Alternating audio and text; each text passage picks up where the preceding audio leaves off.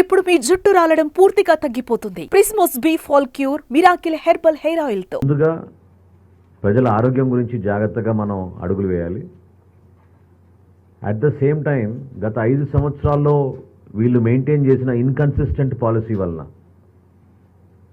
తప్పుడు విధానం వలన రాష్ట్రం ఎంత ఆర్థికంగా నష్టపోయిందో, ఏ విధంగా ఎక్సైజ్ పాలసీని వీళ్ళు కేవలం వాళ్ళ జేబులు నుంచి కూడా నింపుకోవడానికి కోసం ఉపయోగించుకున్నారో దాని గురించి కూడా స్పష్టంగా మేము అధ్యయనం చేసినప్పుడు మాకే ఆశ్చర్యం కలిగింది.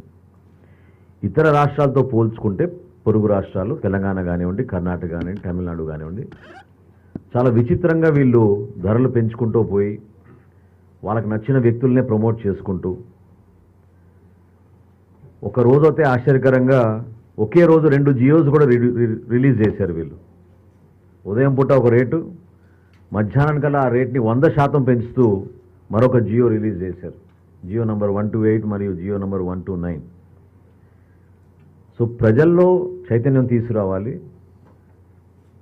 కొత్త విధానం వలన ఏ విధంగా ఒక మార్పు తీసుకురాగలుగుతాం రాష్ట్రంలో.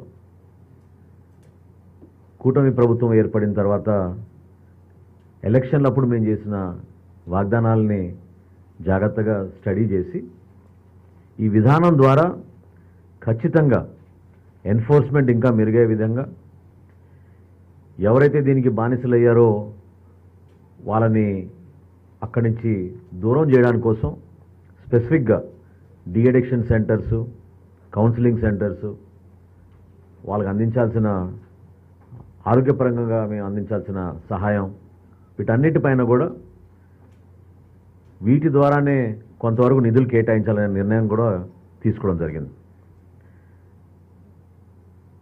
చాలా వరకు వీళ్ళు గత 5 సంవత్సరాల్లో అధికంగా ధరలు మెయింటైన్ చేసి ప్రభుత్వమే నడిపిస్తే ఈ బిజినెస్ ఖచ్చితంగా ప్రజల్లో per capita consumption of alcohol తగ్గిపోతుందని ఒక ప్రచారం చేశారు వీళ్ళు.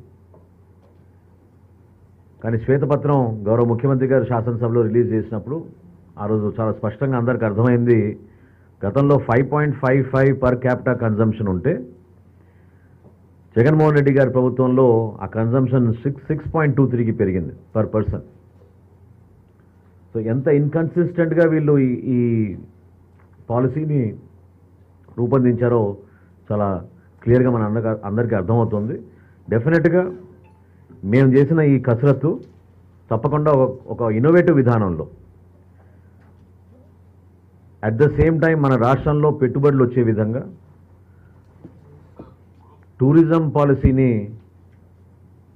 దీంట్లో ఇంటిగ్రేట్ చేసి సర్వీస్ ఇండస్ట్రీని ఇంకా ప్రోత్సహించే విధంగా టూరిజం శాఖ ద్వారా కూడా రాబోయే రోజుల్లో దీని గురించి లోతుగా అధ్యయనం చేసి అటువంటి ప్రాంతాల్లో ఫర్దర్గా ఈ ఎక్సైజ్ విధానం ద్వారా ఏ విధంగా మనం కొత్త ఎస్టాబ్లిష్మెంట్స్, రెస్టారెంట్స్ కానివ్వండి, హోటల్స్ కానివ్వండి, అక్కడ అందించాల్సిన అవుట్లెట్ల ద్వారా ఏ విధంగా మనం కన్జ్యూమర్ని చివరిగా అతనికి వెసులుబాటు కల్పించి ఒక మంచి choice of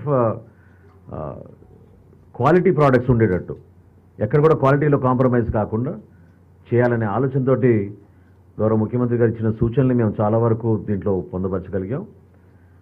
for the first time రాష్ట్రంలో కొన్ని ప్రీమియం అవుట్లెట్స్ కూడా ప్రపోజ్ చేశాం.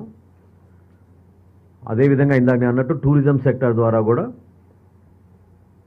కొత్తగా మనం కొన్ని ప్రాంతాలను ఐడెంటిఫై చేసి అక్కడ ఇన్వెస్ట్మెంట్స్ బాగా వచ్చేటట్టు మా వంతు మేము జాబ్స్ క్రియేషన్లో కూడా ఇది హెల్ప్ అయ్యే విధంగా ఉంటుందనే ఆలోచనతో కొన్ని ప్రపోజల్స్ తీసుకొచ్చాం. ఇవన్నీ కూడా రేపు క్యాబినెట్లో మేము will submit to the cabinet and cabinet will take the decision.